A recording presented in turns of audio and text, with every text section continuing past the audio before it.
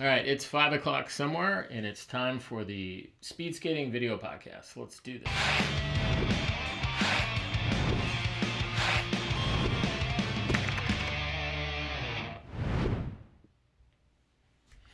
All right, so my guest today says he started skating at the age of 2, which is pretty impressive.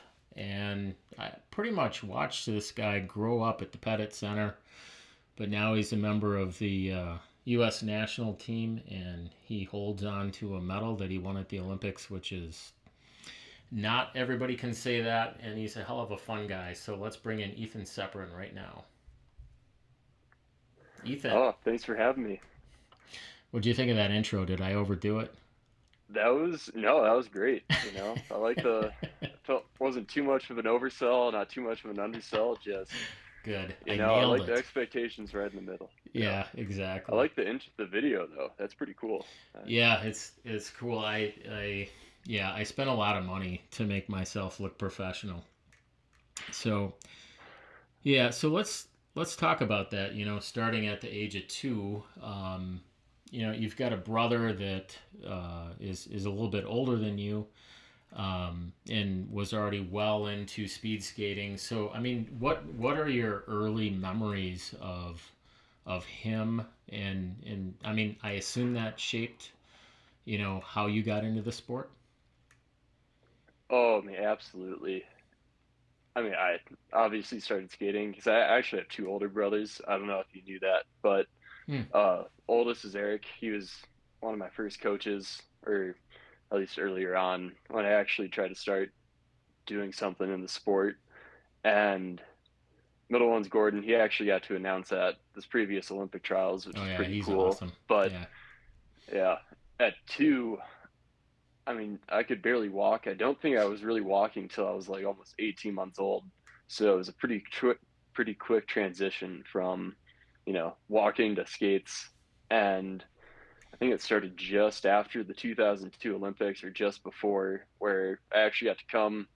Allegedly, I was at the 10,000 race for like the first 13-minute or the first time the 13-minute barrier was broken. Really? And I think my parent, I don't know. I mean, I can't remember anything because it was only 2, but my parents said I kept doing dry skate in the middle of the rink.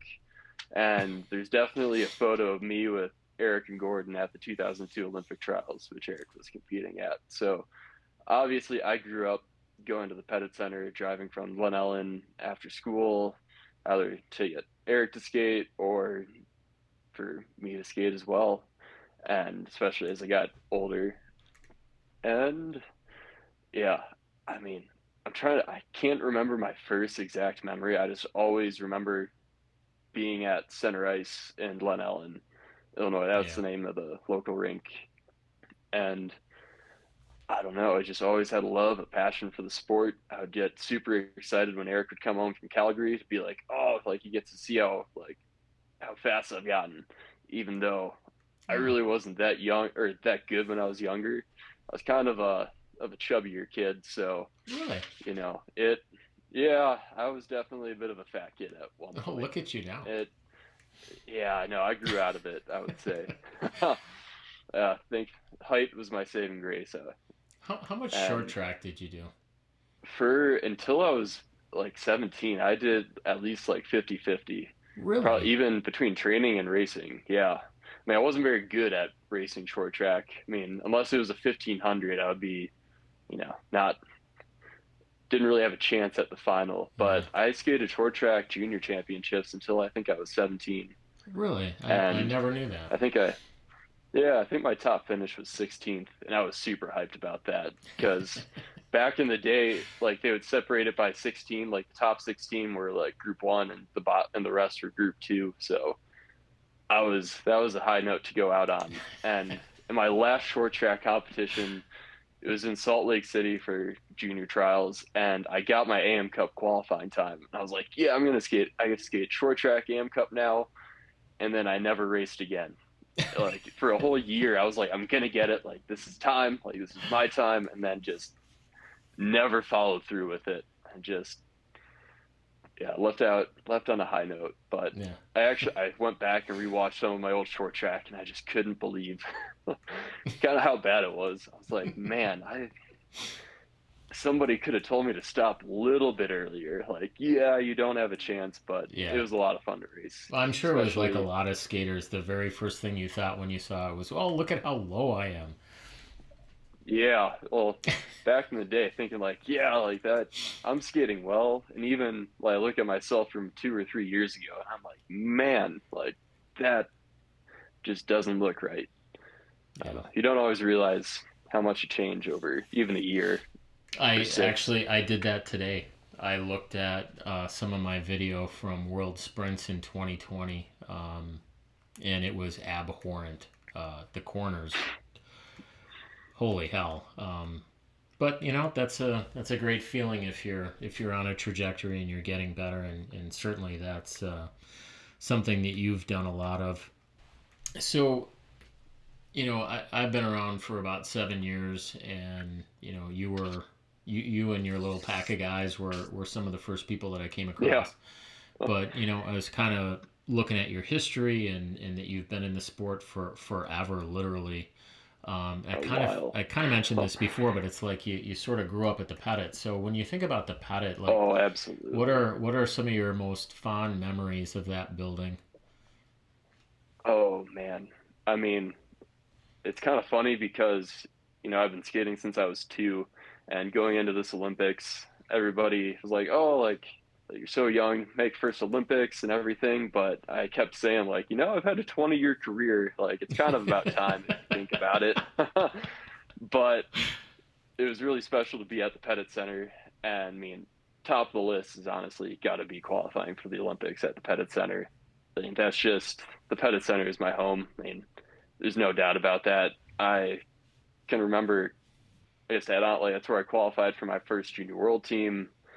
I mean, it's where breaking a minute in the 500, breaking 40 seconds, just so breaking 7 minutes in the 5K. There's just so many different times where you're just like, oh man, that was awesome. And I mean, even like Pac Nationals, just being held at Pettit, being like, I don't have to go to Minnesota. Like that's awesome. Like cool. So I was kind of digging through your career, and there was one season in particular that I thought was kind of interesting, and that's the 2017-2018 season. So the first thing that you did that I think you still probably remember that was really neat, Roseville Am Cup 5K track record, in some Oh yeah, incredible yeah. weather. I had the flu, and I was home in bed with a cup of tea, and I was watching you guys on a live stream, and it looks so beautiful, and it's just like track records were It dropping. was I'm like, holy crap! it And was it was a perfect night. yeah, that happens. Well, never, but you were there for for the one time when it was Well, great. yeah. Like And compared to my first time in Roseville was negative 30 degrees wind chill for Pac Nationals. I got last. Like there's a photo of the 300, and it looks like I'm 50 meters back in the first 75 meters. It was bad. That's the other fun part about the Olympics is that everybody just finds these random photos of you, and they make like it's great, but you're also just like, man, like how did I even get here? Like yeah, it's a miracle sometimes. But that night, let's see, the wind was like next to nothing. I mean, the Christmas lights, they hadn't really yeah, snowed yet, I think, but it yeah. was It was super, super cool scenery. yeah, And I mean, it's easily probably tops my like Roseville skating experience. And fun story about that is that the gun actually, for like the outdoor gun, they actually had to use I don't know, a type of ammo that, it's a blank, but is like loud enough that everybody can hear it. okay. And the gun was a dud, but the electric timing still went off. And so I was on the outer, and starters like go to the start, ready, and it's just like instead of like bang, it was like bang. And Click. I looked at him, I was just like, do I have to go? And I think I was paired with Casey, and he just got it going. I was like is he racing right now? Like, look back, like the timing board's already going. I was like, oh, like I've already lost like 3 or 4 seconds by that Oh, point, and it's just me. Thankfully, I had 12 laps to make it up, but yeah. it that was a fun race. I was just like that whole time. Eric actually, he was my coach at the time. He wasn't there, and one of his good friends, Tyler Dara, who like works for Van Horn or True Boots, and he was like, "Yeah, I got you tonight," and he was just lighting it up on the backstretch, like, as a backstretch coach. That Cool. next year, I was like, "Yeah, no, Eric, I think I'll take Tyler again this year." I had some good juju. So, speaking of pictures, I hope you can read this one. Can you see that? Oh yeah, yeah, that's from Junior Worlds Yeah. That's, 2018, right? Yeah, yep. Yeah, I thought that one. So I was reading about that a little bit. So you didn't even know you were going to be in that race until. had actually had a terrible weekend up until the mass start or team pursuit, actually, and we didn't qualify the second spot. It was 15 minutes before the race, 10 minutes, something. I don't know. Didn't really have time. Like, we had done the team pursuit that morning. We broke our junior national record from the weekend before. And all of a sudden, my dad got a call because it was the US. We had American refs. And so speed dial. And they were like, Eric had been called, like, coaches. It was the last minute, like, a spot opened up. There wasn't even time to think about how bad I felt, how bad I had done prior to that. And it was just get to the line, and you get to race. So I make it, and everybody's like, I thought you didn't get to do it. I remember, like, Connor was like, you're racing? I was like, yeah, somehow, like, Tyson Langelar, David LaRue, they're all just like, what? Like, how'd this happen? I was like, I don't know. I just got told to come here. Like, that's it. As like we're walking onto the ice. And I mean, David would go on to win the race, and I would, yeah, I don't know, some miracle. I don't know. I just skated like how I knew how to skate, how I couldn't skate the rest of the weekend before or prior, and it was just kind of a blur. All of a sudden That's it was two to wild. go, and I was like, oh, I'm in fifth or sixth. Like, this is sweet. Like, I hadn't been in this position before, and then I moved up into third, and then got into second, and then it was just like, holy cow, I just got a medal. Like, that was a massive turn of events. It went from a total dud of a weekend to, a celebration. So, but before that was your first Olympic trials, and I was kind of scouring Yeah. through some of that, and I was like, what? This time doesn't fit. Like, what happened? Nope. I was really sick. It was just days of, like, I think I lost at least, like, it was like 10 or 12 pounds, and I was just KO'd. It was the week before, and I just was not putting on any weight. I think like 36 hours before the start of the 5K, I like went to the ER because I was just so dehydrated. I Ugh. like just could not function. It was awful. And Mm. then like the week got a little bit better bit by bit, but yeah, the 5K, I just was like, Eric's like, your final pair, and I was like, man, like, this is gonna be on TV, like this. Hopefully they're not expecting too much of the show, but it I was like, it was trending upwards just like a little bit, and then we got to the 1500, and Austin and I were paired together, and it was funny because Joey Cheek was like, "This is what one of my favorite pairs of the day." We got the top like sprinter junior or junior sprinter, then we have the top junior distance skater, and like they're coming together, and I fell the first step, Yeah. like just toe picked in, belly slid, the whole crowd just goes ooh, Yeah, I was standing and right there. Austin thought he was going so fast that like he could ease it up because he couldn't hear me, and he ended up swinging the wrong arm, and it was just the biggest disaster race of all times. Like, it, oh my gosh, we still, somebody at some point had a video of Austin doing the wrong arm swing, and it's still like on the World Cup circuit. We bring it up a little bit too much. Like, somebody's got to have the video. Like, somebody has to have it. Like, Well, come he on, wants to come somebody on the find it. show, so I'm going to have to dig that one up. You got to help me out. The good news is, like 3 weeks later in the same building, you went 641 at about it. So that was Yeah. certainly a nice recovery, and then launching into that next season. Yeah, the following December you did a World Cup um, in Tialf, and you did a Yeah. 6:29. So I kind of feel like that was sort of the beginning of your ascent. Yeah, I mean, before that, I mean, winning the medal at juniors is definitely a pretty big step up, being like, okay, like this is where, I felt not quite at home there, but, I felt like that's like the standard. And I mean, I was the year before my 5K, he said 6:41 at the Pettit. I was super happy with that. I think I was like a mid 6:30 in Calgary at one point, and I was like, okay, like let's see what we can do from here. Like that next year is the first full year of training, I guess, and like that 5K at tee off was really like the pinnacle of everything. I mean, I was hoping to do a little bit better at juniors later on, but I remember going up being or getting the opportunity to race at tee off, making the world my first World Cup team, just being like sweet. Like we get to go to the mecca of all Yeah, speed skating ovals, and I mean, we're in B group because first World Cup, and I was like, oh, like there's gonna be a crowd of fans there. I mean, the stadium was probably 1/100th filled, but it was still cool because it was just random strangers for the first time, like actually cheering you on.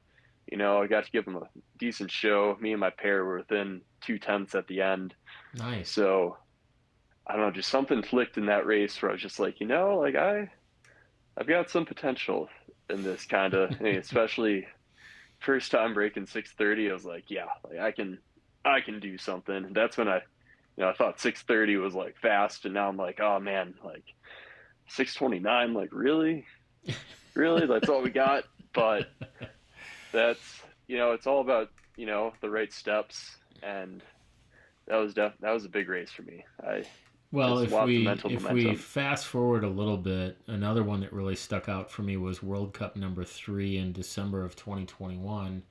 You did a Hmm. 6:12, which is pretty badass. And the other thing that I thought was kind of neat about that is it looked like Casey and Emery were both there, and they both skated similar times. So Yeah. I think that was probably one of those ones that you're gonna remember at least for a while. Oh yeah.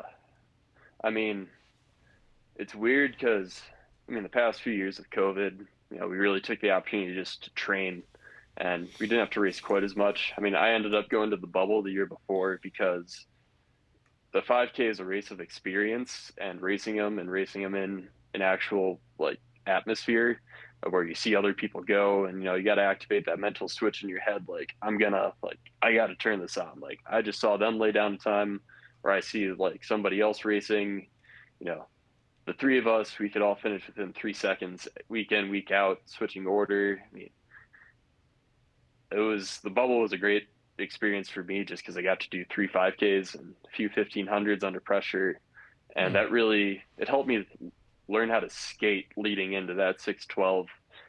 And because I Hmm. mean, 6:12 is I want it's like 29.3 average, 29.2 average, and that's kind of scary being like, I got to go out and do how many 29s in a row? Like that Yeah. 12? You Yeah. say 12? Like really? And you kind of got to have the balls to go out there and just start off strong and keep going because I mean, there's a lot of time over 6 minutes to be like, yeah, I'm good. And I remember,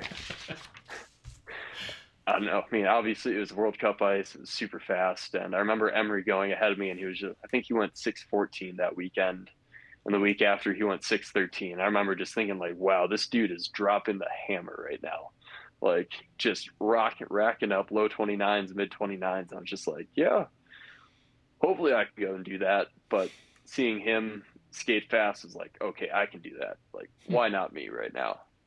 And I mean, obviously that was where we earned our Olympic spots on the 5K. So I mean, that weekend had been circled for months, or even years, because we were just like we knew Salt Lake, that's your best chance to get to finish top 6 times or whatever, or like the remaining 6 times after points. So I mean, we all knew we had to come up big, and I think that race was at like 9 or 9:30 p.m. and I don't think I went to bed till about 3 or 4 a.m. because I just had like between like the adrenaline of racing, the coffee, Like the bicarb, it was just I could not fall asleep because it was like such a relief to actually go fast. You That's know, really because 4 years interesting. prior, yeah, Hmm. like 4 years prior, it was like, oh man, like that I couldn't even imagine like having to do that. And then, it was 4 years of like mentally preparing, being like, like someday this is what it's going to come down to. You don't really have a choice. That day's going to come whether you like it or not, and you just got to be ready to go. Speed skating at times is lonely, and it's a grind, and Yeah, it's technically an individual sport, at least for for your single distance stuff. But then you're on a team, so you're suffering together on bikes and in the yeah, gym and low work and corner belt and all that kind of stuff. But then like a weekend like that where it's like, hey, we've got to come up big because we have to get ourselves spots. And it doesn't really matter yeah, who does it, but damn it, somebody's got to go out and do this, because if we don't get the quota spot, then we don't have a spot. And then it's like the 10K at the 18 trials. We didn't have a spot, yeah, and it becomes this really anticlimactic, like, Jesus, this is, you know. So I never really yeah, thought about that. That's an interesting perspective. Like somebody's got to go out and do the work.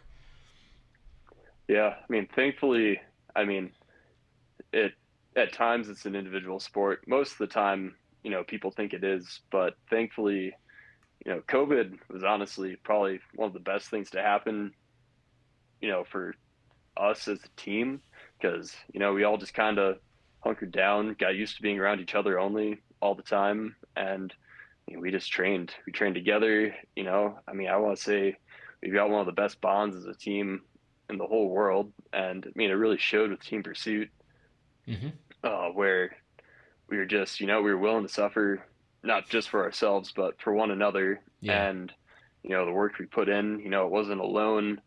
I mean, at times it felt like other people were getting faster than I was, or vice versa.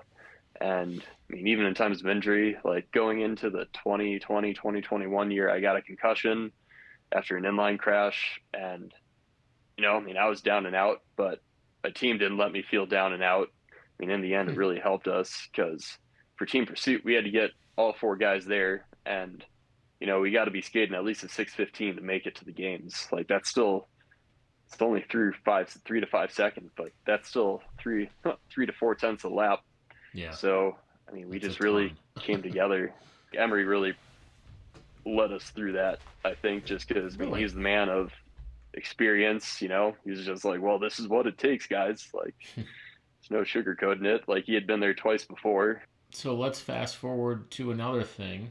So I don't want to do too much build up. I mean, the 5K at trials was, just I think it's one of the most memorable races that I ever watched live.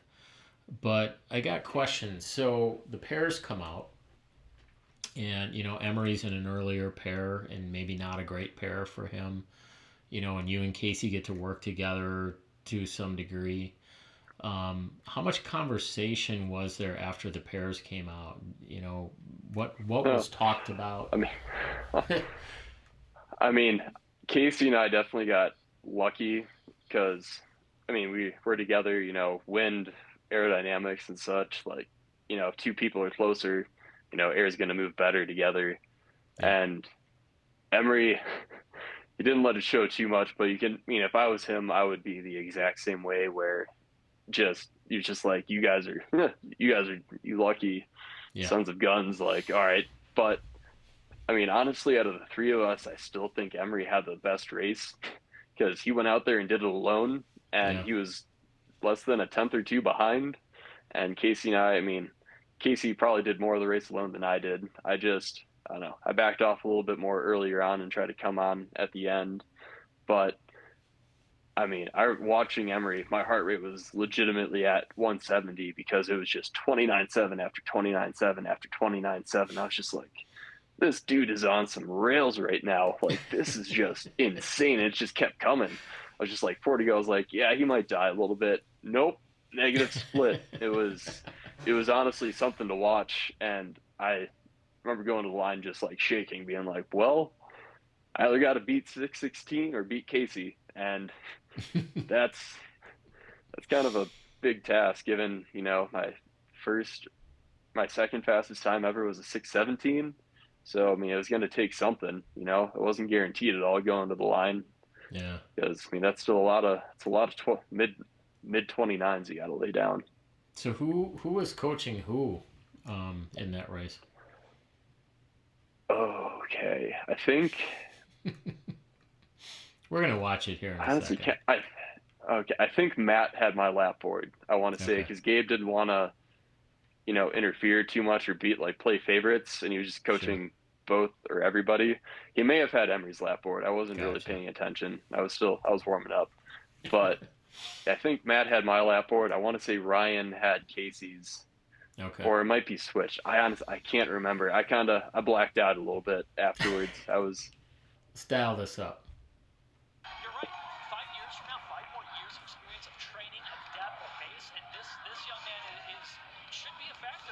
You look at that split, 1.72 seconds lead here, just a handful of laps to go. Yeah, At no, this going point, into you this can't get 29.3, I thought consistency. No real I was like, factor yeah, for I'm him good to for lead. It another few really of does those, look like Casey Dawson or is like having even to bring it down, strike out the and lead for sure. couldn't No quite bring it timeout. down, but I was pretty happy to hold it pretty steady there. In fact, Cepuran's actually skated a faster lap than Dawson over the last 400, going 29:38, which is the fastest lap we've seen.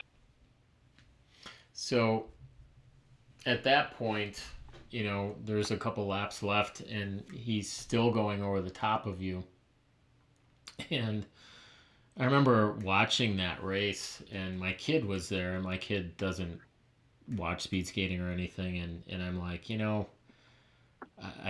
don't see how Ethan can come back from this. I think he's done. I mean, I specifically remember It's a, saying that. And then he just kind of perked up and he's watching, and then as it's closing out, he's like, I don't think you're right. Like, maybe like you're no, telling me there's a definitely. chance, Yeah, exactly. but like or say watch. I'm gonna say at 600 to go, you kind of see me smile a little bit. I remember I was just like, yeah, I got a chance at this, but yeah, that was a big inner. The those last like 5 or 6 corners that you did were just unbelievable. Yeah, I mean when Holy it hell, came to dude. it, yeah, there were multiple points throughout the race where I was just like, man, like I could be done right now, but we don't have a choice. Like, because I mean, 12 laps, it's 25 corners with the opener, and it was like, I don't know. I like to just count my corners as like they're coming down. Like, all right, I got 7 more builds, 6 more builds, like however it is, like just rest the straights. It also just gets me into the right mentality of like where you got to work. It's just like interval training. You just got to go really hard on the parts where you're supposed to go hard, and then you can relax a little bit, but still keep it good skating, or like just like not killing your speed down the Yeah. straights. And just the last few, I was like, I just got to build these. Like, just find the pressure wherever it is. Just find the lean. Just find something. And I remember, I think it was about four, somewhere between 4 and 6 to go. I remember crossing into the inner lane, and I was just my hips are already starting to hurt, and I was like, you got to keep pushing these down. Like, you can't give up now. Like, that's just not a choice. And yeah, I think that was kind of just the start of like, all right, just build it down. Like, I don't know, let's see what you got. Because the whole time, honestly, 2 laps in, you're like, yeah, I'm kind of in pain right now, and it just kind of it rises a little bit, but you just got to succumb to it and just kind of be like, this is my life right now. Like the faster I do these builds, the better I do them. The sooner Yeah. it's going to be over. And yes, 3 corners to go. I was like, I can get them. I was just like, I don't know why. I was just like, yeah, I can get him because that's only 3 corners, and he just over the top me. You Yeah. know, just somehow, some way. I'm not quite sure what possessed me, but I think it was just some will to get out of the corners and just keep going. Let's talk about team pursuit. I have a lot of questions. Certainly I understand it, right? I get the concept of exactly what's going on. And in some Mhm. cases, it's a match race. It's you against the other guys, and whoever wins advances. But then in some Yeah. events, it's just whoever has the fastest time. And I pulled up Yeah. one of those here that we can watch from a World Cup. I think it's Calgary. Yeah. And so I guess, well, let's play it, and I'm just going to ask questions. When you guys are in this type of format, are your coaches just giving you splits, or are they telling you where you are relative to who you're trying to catch? I mean, they're pretty much just giving us splits. And I mean, we're just focusing on getting to the line at this point. Sure. And I mean, I kind of could see because Calgary has some massive lap boards in the corners where, you can see if you're in the green or in the red. So Oh, really? if you're in the red, you're obviously behind. In the green, you're ahead. At some point, crossing with like one or two to go, I saw like just like the hint. I saw like point zero something. I was just like, okay, like we can win this. I mean, going into that race, we all felt pretty bad. Honestly, there was nothing certain about that race at all. I mean, that was my kind of opportunity to prove myself for the Team Pursuit Olympic team because Joey, Emery, and Casey had skated a world record the week before.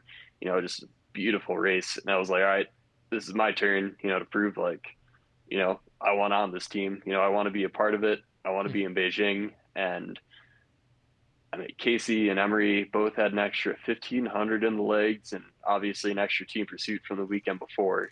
And I remember like talking to Emery before the race. He was like, I don't know how I feel, man. Like this, and it's the fourth World Cup, travel, everything. And he was just like, yeah, like everybody was trying to convince themselves that they're not sick that whole week. Like nobody was, thankfully, but there's just random stuff that just happens when you're traveling. And it was just like, Yeah. all right, it's go time though. Like, come on. And they really pulled through for me there, like that was probably the most amazing thing. It's just how everybody was still so committed to doing their jobs, even though, they had just set a world record the weekend before. And that whole week we were going in with the mentality of like, well, let's try to beat it. It might be a little bit slower of a weekend, but, let's just go out there and just see what we can do. When you're in the middle of it, regardless of how you're doing, are you guys communicating at all? No, not really. Everybody kind of has cues when they're dying, like oh, like their shoulders just start diving, or like they're twisting, or just whatever. You get so used to skating so close to somebody under that effort that Hmm. if the person in front dies, it's like pushing a brick wall. Like if they can't move their feet, it's kind of game over. Who's working the hardest? Emery would say, yeah, second is easiest. I have to push a guy, but a guy's also pushing me. And if you're in front, it's like, well, I'm leading, but two guys are pushing me. And then third, it's like, well, I get a massive draft. I mean, I got to push two people, but Hmm. everybody were like, we'll switch and be like, yeah, I don't know. I'll go back. We'll go back to our positions. It helps if you have teammates that know what they're doing in that sense. Yeah. And that's where COVID really helped us because we just did that a lot. Well, you guys are really good at it, except for just one incredible moment with the Russians there. Yeah, You got that to hand it to them. They skated awesome.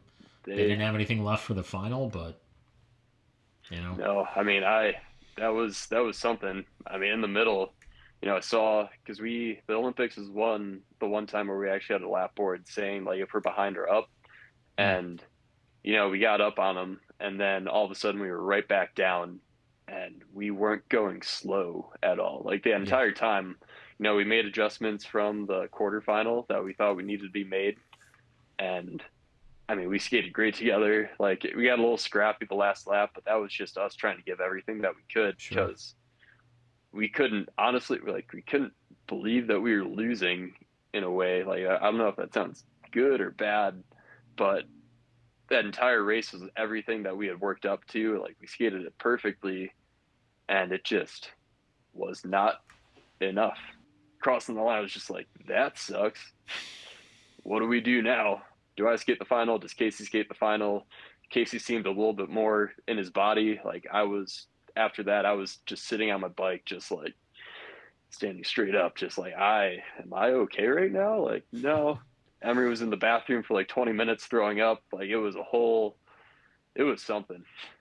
Like, So who decides ultimately who the three guys are that are going to go to the line for the medal? oh, so I mean, we had a team meeting a few days before with how everybody was feeling, and we had the most confidence in me, Emery, and Casey for the quarters and semis, and then we were like, all right, we'll bring in Joe for the final as fresh legs. I mean, we executed our plan in the semifinal perfectly. I mean, it was the third fastest team pursuit time by an American team ever. Like the only times faster have been our 2 times at altitude earlier that year, Sure. and everybody was just shell shocked. We were just like, we made the right call. I mean, going into the final, we just sat down, had a meeting, let everybody get their bearings back together a little bit. It just seemed like Casey should do it. I was like, yeah, like that's probably the right call. To me, I had absolute confidence in the three of them going up. Thankfully, they made it easy on me too by getting like 3 or 4 seconds up on the Netherlands. Last 2 laps scared me a little bit. I was like, just stay on your feet. Because I don't know. You start just kind of viewing like the worst case scenarios, and you're Oh just yeah. like, oh man, I hope that doesn't happen. Every push, you're just like, this could be the one. Like, like I don't know. And yeah, Where's your medal right now? it's in a backpack in my apartment somewhere. Hmm. It's not on the floor anymore. It's above like all my biking stuff. Yeah, I probably don't give it the total respect it deserves. I've just now I don't know. I feel I want to keep it like light or I mean heavy when I pick it up. I don't want to pick it up too often that it starts feeling light. That's the other thing that made the Olympics fun is that even though it was COVID and everything was kind of locked down a bit, we still had fun as a team. We were still playing cards every night. Some people on the team had a little bit rougher races. It'd be like, okay, like we still got the team pursuit. It's still something to look forward Yeah. to keep you getting through everything. So, Were you I the mean, one with the having room that was a complete disaster? one of a few, but Casey and I tend to be a little bit messier. We were actually just talking about this with Emery, I think yesterday. He was just like, yeah, like, if I get paired with any of you guys again, he's just like, I'm gonna lose it. I was like, oh, but you love it. Like, he got like 2.5 weeks or 3.5 weeks of just taking a picture of my side or like my bedroom. It honestly wasn't that bad. It just with the half photo lens, it just made everything look like it was just super like cluttered weirdly, but I Yeah. had a path around the Okay. whole bedroom. It's just I can respect I that. mean when you have like 3 pairs of blades, sharpening equipment, everything, not always areas to like put everything.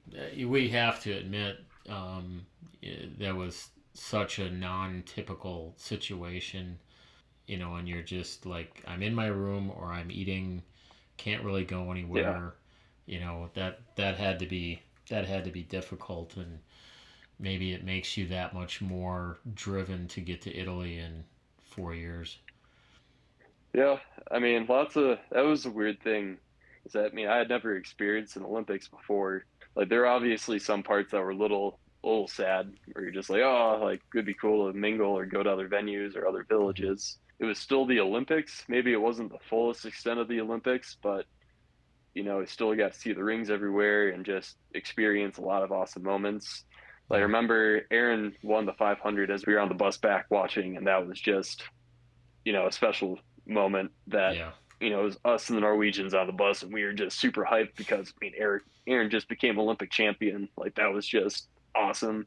Cool. That got us excited for the semifinals and finals, and it was just lots of takeaways, that are unique for us. So, assuming things go well next weekend and you skate good, how many spots do we have in the 5K for World Cup quota? Let's see, we got 4, I Oh, believe. really?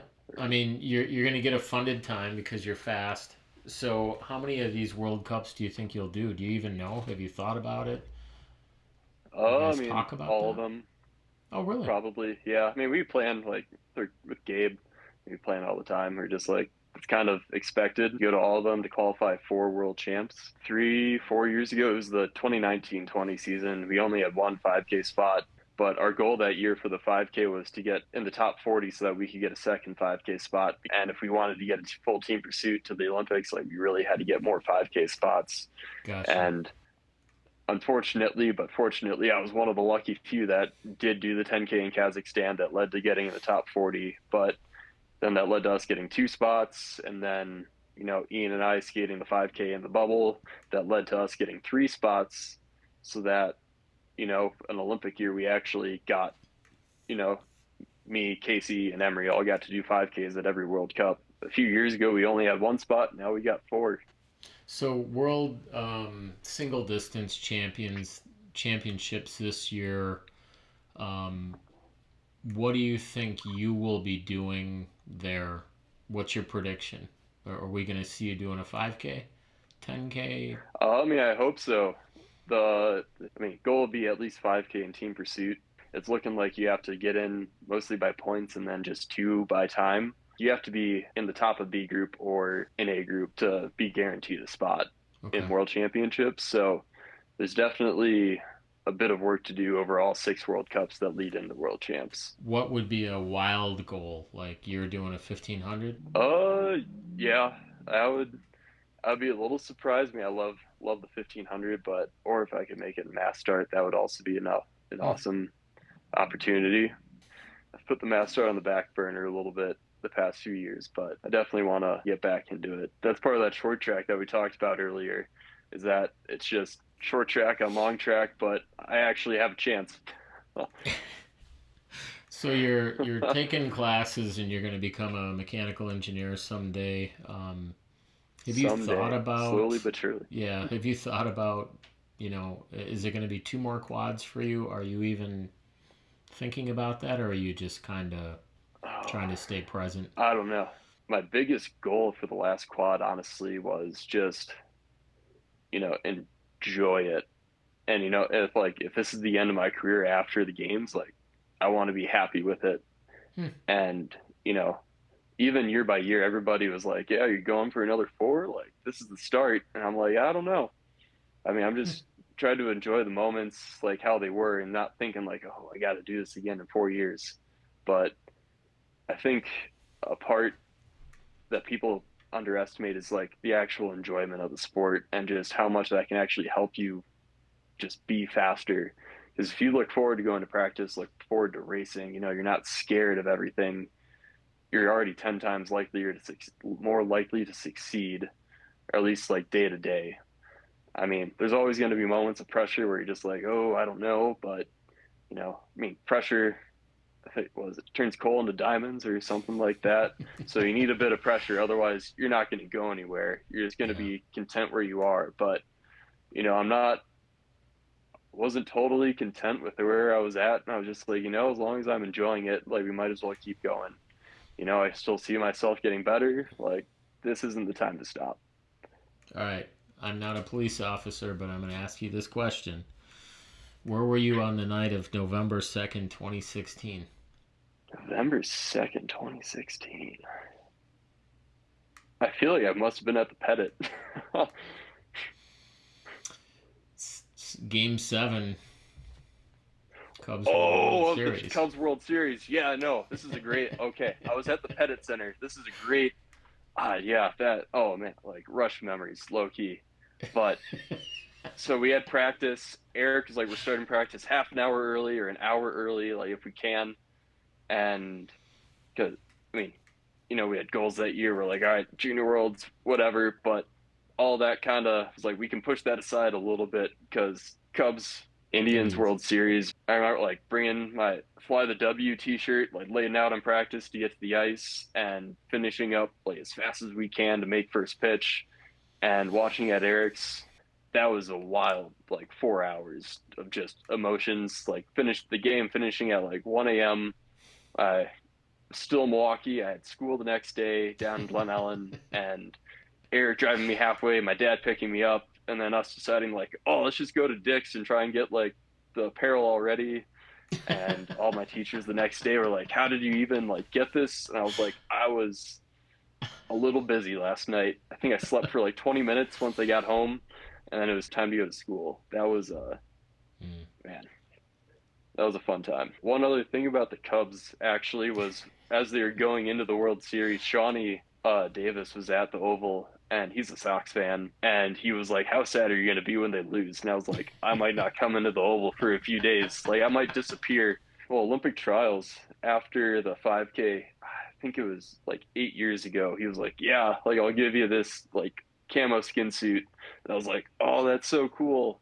And he's like, "Yeah, I'll give it to you like someday." And then after the 5K at Olympic trials, he was like, "Yeah, I'll give you the skin suit now. Like you earned it." I was like, "Cool." Like finally, like there it is. All right, kid. Well, I think we've covered a lot of ground. You've been a great guest. Sure. My battery's running out, so whether you like it or not, we're gonna Oh, have to man. bring this one to an end. So I wish you the best on the World Cup circuit this year, and Oh, thank you. I'm gonna watch the team pursuit a little bit closer now, and look at more of the the slight technical aspects of what's going on from skater to skater with the pushes. And you guys certainly are killing it right now. It's fun to Yeah, no, watch. It's it's a. nice. It's nice for us to be good at something. Well, thanks for having me. It was a blast. All right. Well, this has been an awesome episode with Ethan Cepuran, and we are out of here.